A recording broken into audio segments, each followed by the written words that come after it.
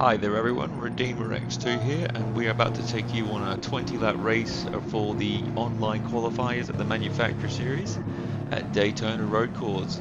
20 laps, medium-high fuel wear, one pit stop mandatory, and as we get underway we can see the field of what we are up against. It's a very interesting race, and it definitely has some very interesting moments. Watch it through with me and see where we all end up.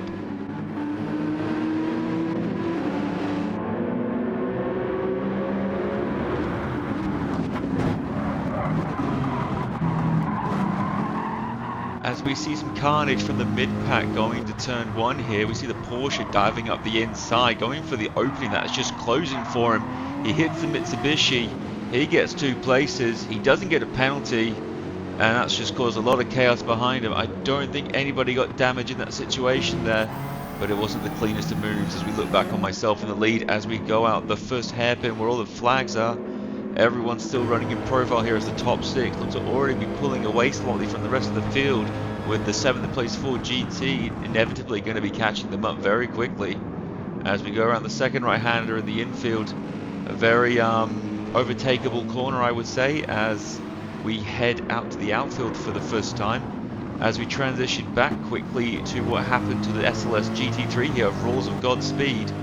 As they all come down the Sector 1 into Sector 2 here, J Arts and the Lexus gets pushed off wide, loses control, comes through, threads the needle through the cars, Mercedes braking late, Porsche braking even later, pushes him off, pushes the Lexus off, and it is absolute carnage as we come out of the field at the back of the field here. As we head onto the front stretch of the first lap, Toretto got a half-second penalty coming out the bus stop chicane. As he goes to serve it, and something interesting happens here. He gets some rear damage from the Jag F-Type. Now the Jag doesn't get the damage, but just Toretto, which unfortunately this will compromise his race. As we go into turn 1 for the second lap for the second time, all the cars are really bunched up really quickly as we head down to the International Horseshoe corner, with myself leading, followed by the Jag. Toretto just defending P3 for now as the Merc tries to sweep around the outside as the Constantina effect happens as they come out. The Ford GT getting a slight nudge by the looks of it as they go a bit wobbly coming out of run as they come around the dogleg. As we transition onto the backstretch of the second lap, the Jag F-Type going for an overtake on me, got a good overspeed as we head to the Le Mans chicane, giving him the space. We head through and we now have a change of position at the front here.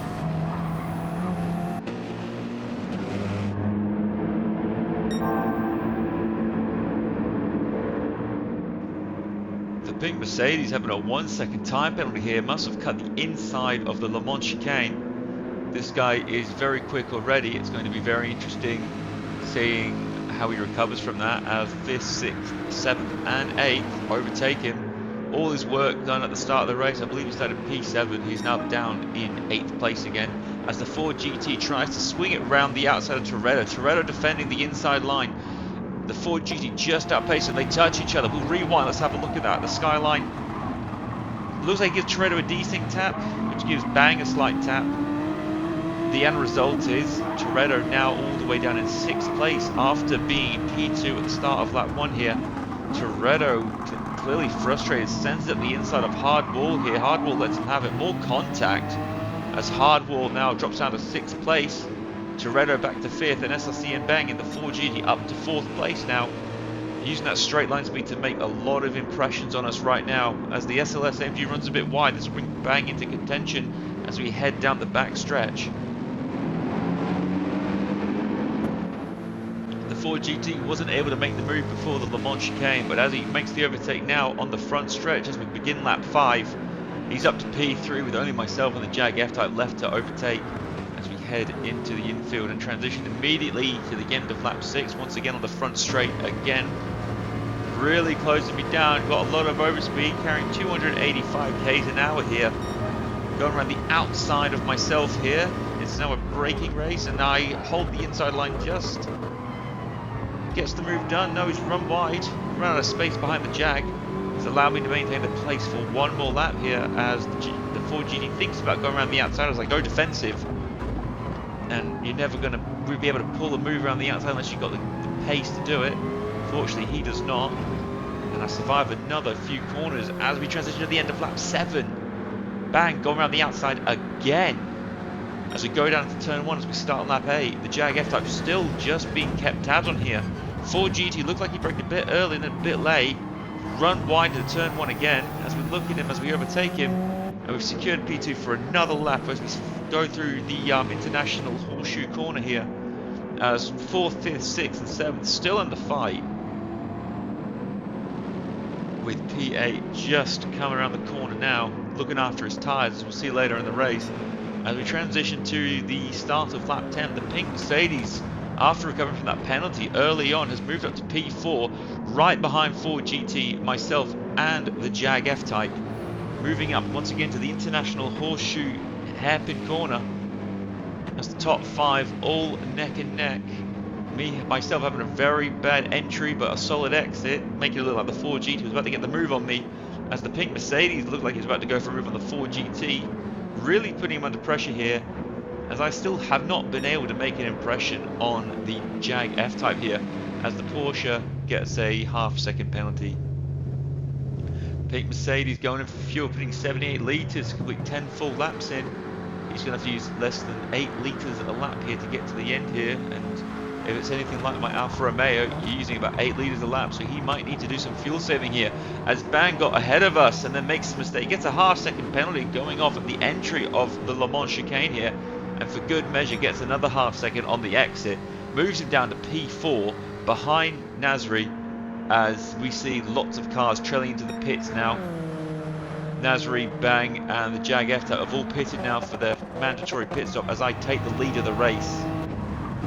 As I enter the pit at the end of lap 13, they're coming through the Le Mans chicane right now. It's about 30-second pit stop you lose here as the GT500 comes into the pits now with 1 litre of fuel left.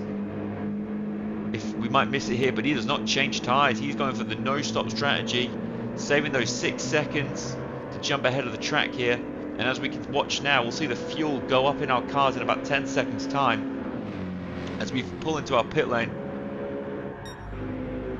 Changing tyres, and we see the cars go past. Very, very painful to watch as they go past into the turn 1. Jag and the F-Type leading the race currently as I leave the pits now, with the GT500, who didn't change his tyres, came out right behind me, putting just enough fuel in by the looks of it as well.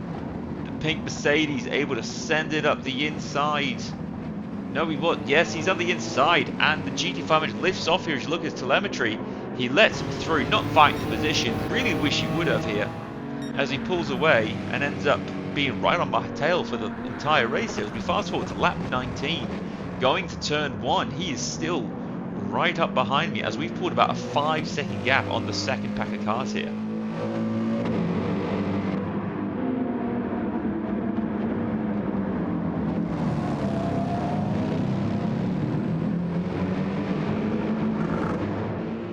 As we approach the dogleg on the infield, we can see 3rd and 4th just a fair distance behind us, with the F-Type and the GT500 battling it out for the final podium place. We come down to the west dogleg.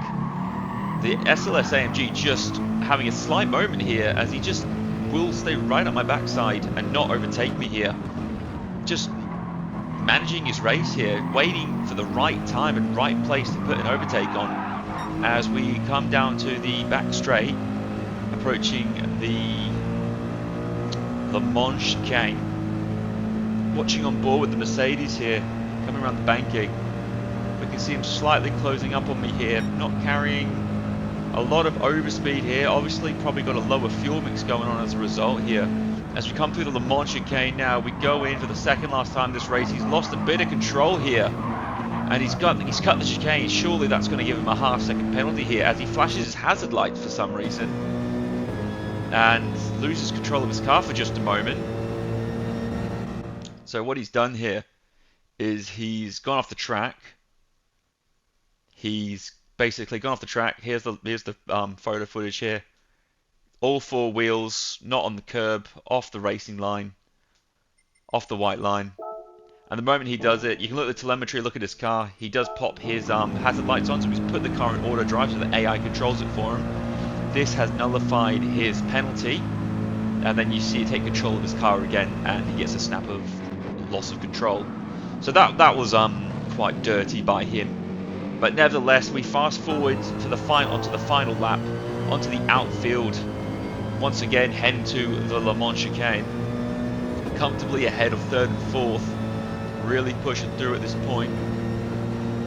The Mercedes having barely any fuel left in the tank here, as I'm assuming everyone else doesn't as well, as we ride on board with him having about 2 litres of fuel left, as you can see on his telemetry. Gets through the bust-up chicane relatively smoothly, loses a bit of speed here, carrying probably as much speed as I am here, as it's now a drag race to the end here. With lap 20 laps down, 36 minutes completed. You can imagine the heart rate shooting through the roof now, with him being behind me every single lap. But at this point, starting to swerve, I've realised I've won the race, and he runs out of fuel as he crosses the line. And it's a very, very satisfying win here at Daytona. After practicing for 3 days straight, learning the strats, learning what the call is, learning on the last day that you do need to fuel save if you're in traffic, which is how I managed to keep up with the Jag and able to pit so late and put a lot less fuel in than everyone else. It was because I made the strategy call to save as much fuel as possible, and it ended up making me jump the Skyline, the Merc, the Ford, everyone, and that played a massive part in me winning this race. Thank you for watching, and have a good day.